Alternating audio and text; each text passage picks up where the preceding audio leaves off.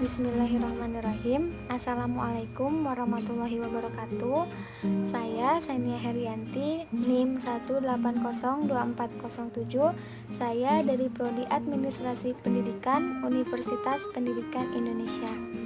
Di sini saya akan memaparkan atau menjelaskan jawaban atas pertanyaan yang telah diajukan untuk memenuhi tugas mata kuliah perilaku organisasi. Nah, untuk pertanyaan yang pertama itu, apa yang dimaksud dengan persepsi dan bagaimana pengaruhnya terhadap perilaku seseorang? Persepsi adalah suatu proses yang terjadi dalam diri individu ketika menanggapi lingkungannya melalui proses pemikiran dan perasaan yang kemudian menjadi dasar pertimbangan perilakunya. Nah, persepsi juga bisa mempengaruhi terhadap perilaku manusia atau perilaku seseorang, karena setiap orang memiliki pandangan yang berbeda-beda tergantung sudut pandangnya. Maka persepsi seseorang tersebut juga akan mempengaruhi perilaku manusia. Jadi, menurut saya, pengaruh persepsi terhadap perilaku manusia ini dapat dilihat dari bagaimana seseorang merespon persepsi tersebut. Ada beberapa dampak dari persepsi terhadap perilaku manusia. Bisa membentuk prasangka, menciptakan perasaan, membentuk pola sikap, membuat emosi, menciptakan komunikasi, dan juga bisa menciptakan rasa ingin tahu seseorang. Nah, pertanyaan yang kedua, apakah perbedaan individu dalam organisasi memberikan pengaruh yang berbeda terhadap perilaku suatu kelompok? Menurut saya, iya, perbedaan individu itu dalam organisasi dapat memberikan pengaruh yang berbeda terhadap perilaku suatu kelompok. Karena setiap individu memiliki karakteristik dan kepribadian yang berbeda-beda dalam suatu kelompok. Begitupun cara mereka memandang dunia dan individu lainnya. Setiap individu mempunyai respon yang berbeda terhadap suatu perintah atasan dan memiliki cara bersosialisasi yang berbeda juga satu dengan yang lainnya. Nah, perbedaan individu inilah yang akan berpengaruh pada perilaku kerja individu di suatu organisasi.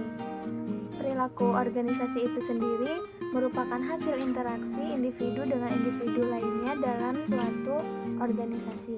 Maka dalam memahami perilaku suatu kelompok, sebaiknya mengetahui terlebih dahulu individu sebagai organisasi tersebut. Selanjutnya, pertanyaan yang ketiga, jelaskan pendekatan-pendekatan dalam mempelajari perilaku individu. Ada beberapa pendekatan yang digunakan untuk memahami perilaku manusia. Yang pertama itu ada pendekatan kognitif. Pendekatan kognitif ini menekankan pada pemahaman terhadap perilaku seseorang pada sifat mental internal, yaitu berpikir dan menimbang. Nah, dalam pendekatan kognitif, perilaku dapat dikatakan timbul dari ketidakseimbangan pada struktur kognitif yang dapat menghasilkan berbagai persepsi tentang lingkungannya. Jadi dalam pendekatan ini, pengetahuan dan pengalaman individu merupakan proses mental yang disempurnakan dengan struktur kognitif yang ada. Nah, yang kedua ada pendekatan reinforcement atau pendekatan penguatan. Pendekatan penguatan ini menekankan pada pemahaman terhadap perilaku seseorang pada peranan lingkungan dalam kehidupannya. Jadi, pendekatan ini tuh menyatakan bahwa perilaku ditentukan oleh lingkungannya, baik sebelum terjadinya perilaku maupun sebagai hasil dari perilaku. Dalam reinforcement, lingkungan yang berada dalam diri individu mengundang suatu respon yang ditentukan oleh keturunan dan sejarah masa lalunya. Nah, untuk pendekatan yang terakhir, yang ketiga ada pendekatan psikoanalitis. Pendekatan ini menekankan pada peranan sistem personalitas dalam menentukan suatu perilaku. Dalam pendekatan ini, keinginan dan harapan dihasilkan dalam ide dan kemudian diproses dikerjakan oleh masing-masing individu. Hasil perilaku dari keputusan tersebut yaitu tentang bagaimana memuaskan keinginan dan hambatan dari perilaku manusia.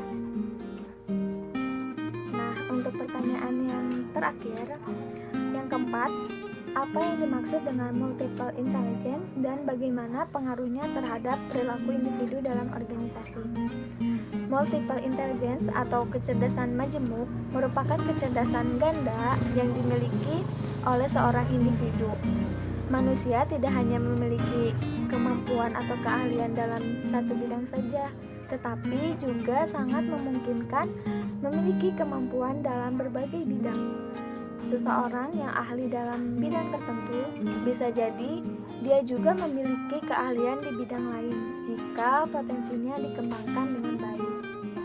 Pengaruhnya multiple intelligence terhadap perilaku individu dalam organisasi ini ialah kecerdasan manusia dalam organisasi tidak hanya dipandang dengan IQ-nya saja, tetapi berkembang menjadi kecerdasan ganda yang artinya setiap individu ini memiliki kemampuan untuk menyelesaikan masalah.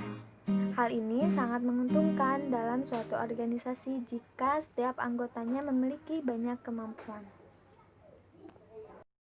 Sekian pemaparan jawaban saya. Mohon maaf bila ada salah kata ataupun jawaban saya yang kurang tepat. Akhir kata, Assalamualaikum warahmatullahi wabarakatuh.